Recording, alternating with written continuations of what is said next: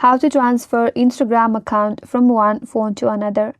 If you would like to transfer Instagram account from one phone to another, here's how you can do. First of all, you need to log out of your Instagram account from your old device or phone. Now to log out, open up Instagram.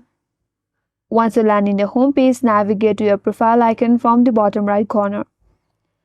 Now once you land on your profile page, tap on three line icon from the top right corner. Here scroll down, and at the very end you will have an option to log out. Once you logged out from your old device, now you can get back to your new device or your new phone. There, open up Instagram. Now it will ask for your login information.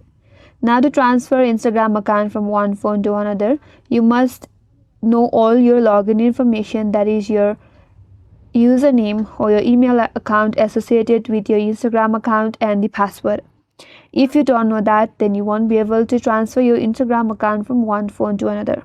If you know that, enter your login details with your username or your email and then your password.